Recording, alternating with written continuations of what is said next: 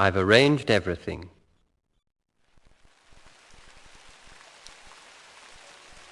Detective Sergeant Hunter woke up late that morning. It was raining. The sky was grey. It was the first day of his holiday. It always rains when I take my holiday, he thought. He was quite unhappy. I've never had a sunny holiday. He wanted to go to Spain the next morning. He got up, made some toast and coffee, and sat down to breakfast. He switched on the radio. There will be rain on the continent. He lit a cigarette. I've already booked my ticket. I've reserved a room in an expensive hotel. I've bought some new clothes for the journey.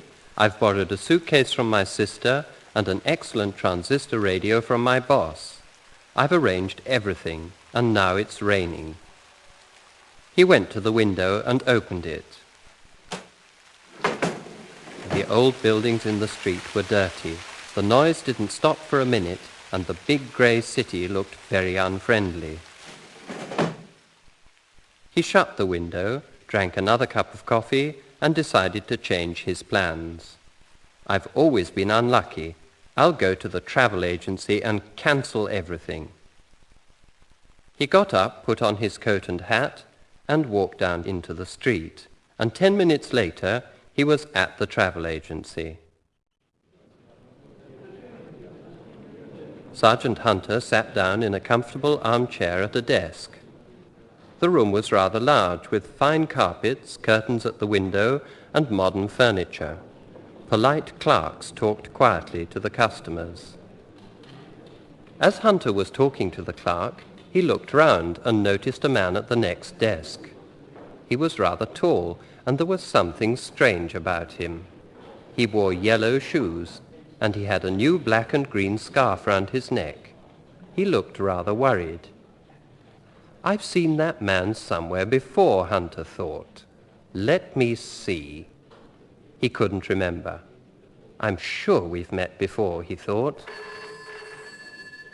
Now a telephone rang on the clerk's desk. Excuse me, the clerk said to Hunter, and picked up the receiver. While he was talking, Sergeant Hunter tried to hear what the tall man was saying.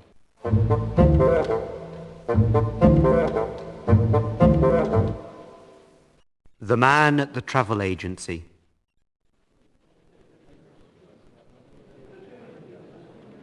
That's a pity. Are you sure you can't book 4 tickets to Barcelona? I'm very sorry, sir. You can only go by train, but it's very comfortable. Why don't you stay in Paris for a few days? Have you ever been to Paris? No, I haven't. I've never been to the continent. But I don't want to stop in Paris. Well, all right. Can you book me 4 first-class sleepers? We can book you sleepers from Paris only. You'll have to change trains in Paris. Ah, what time does the train leave London? 12 o'clock from Victoria. You arrive in Paris at 7, change stations and leave again at 8:30. I see. Then I can go straight through to Barcelona. No, I'm afraid not. It isn't a through train. You will have to change at the Spanish frontier. Oh dear, that's a pity. Have you reserved rooms in Barcelona yet? No, I haven't, but... We can arrange that for you, sir. No, thank you. I've got some friends in Barcelona. They'll put me up. Will you fill in this form, please?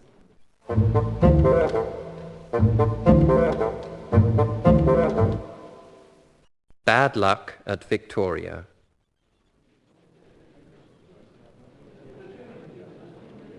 Hunter thought and thought, but he still couldn't remember the man. The clerk was still talking on the phone, and Hunter went on watching his man. Now the man put his hand into his pocket, took out a biscuit, and began to eat it. While he was eating, he didn't look worried. He looked happy. And now Sergeant Hunter remembered. Fred. Yes, Fred, he thought. At that moment, the clerk rang off and turned to Hunter. When Hunter looked round again, there was nobody there. He stood up, ran to the door, and out into the street.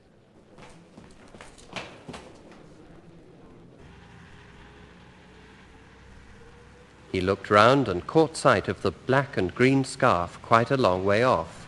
Fred was just crossing a bridge. Hunter ran after him.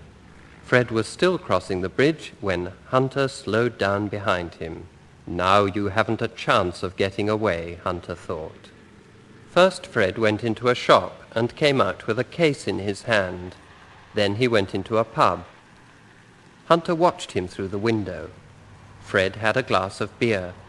Next Fred went into a supermarket and came out with a big open sandwich in his hand. He ate the sandwich as he walked along. Yes, that's Fred all right, Hunter thought. Sandwich Fred, as they call him. Fred then went into Victoria Station. Hunter followed him.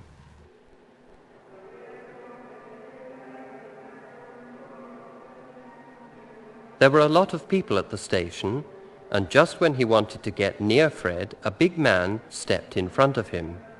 "Excuse me," the big man said, "has the Dover train come in yet?" Hunter was rather angry, but he answered politely, "I'm sorry, I don't know." "What a pity," the big man said. "I've come to the station to meet a friend, and—" "Excuse me," Hunter said, "I'm in a hurry. I don't want to miss my train." He looked round, but could no longer see Fred. "I'm afraid I've already missed him." "Him?" the big man asked.